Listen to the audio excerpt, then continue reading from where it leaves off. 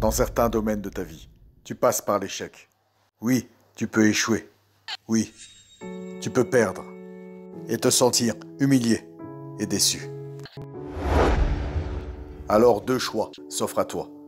Ou baisser les bras, abandonner.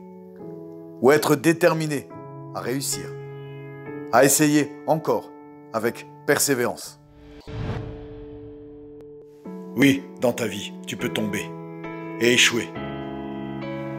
Tu peux perdre des batailles. Mais la question est, quel est ton niveau de détermination? Vas-tu baisser les bras ou vas-tu te battre? Oui, te battre. Rappelle-toi ce qu'a dit Jésus-Christ. Ce sont les violents qui s'emparent du royaume des cieux. Et pour toute chose, tu dois te faire violence. Dans la parole, on voit que Paul était déterminé à remporter la victoire. Car Dieu veut faire de toi une personne déterminée. Jésus ne te l'a pas caché. Oui, tu vas prendre des coups. Oui, ça sera parfois difficile. Jésus ne t'a pas promis un chemin sans obstacle. Mais il t'a dit, celui qui persévérera jusqu'à la fin sera sauvé. Mais rappelle-toi, dans tous les domaines de ta vie, c'est comme ça. C'est à toi de choisir. Quand tu es au sol, quand tu tombes, quand tu échoues, à ce moment, quelle est ta détermination? Car tout dépend de ta détermination à te relever, à te remettre debout. C'est dans ces moments que ta foi est mise à l'épreuve. C'est dans ces moments que ta foi est éprouvée par le feu. Si tu gardes les yeux fixés sur le Christ, alors Jésus te donne la force de te relever. Oui, si tu t'appuies sur le Christ, tu pourras toujours te relever. Car Dieu est ta force. Mais tu ne dois pas baisser les bras. Tu dois mettre ta foi en action.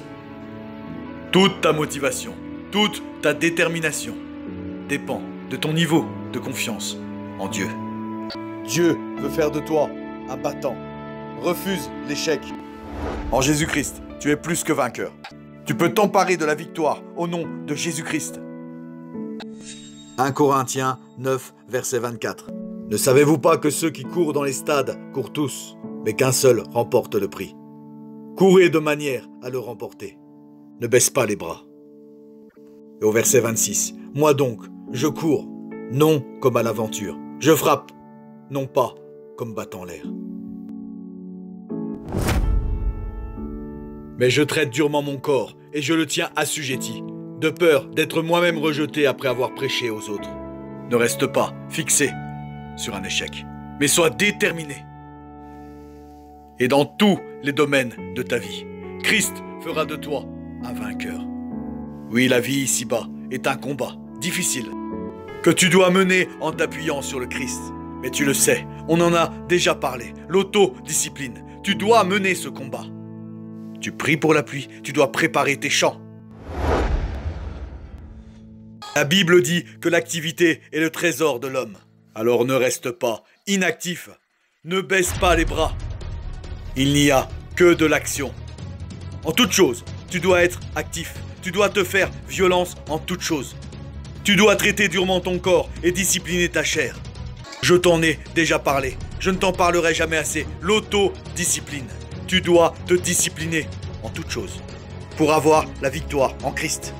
Si tu acceptes l'échec, alors c'est toujours ce que tu auras. Ne t'arrête pas sur un échec. Ne t'arrête pas sur le premier obstacle rencontré.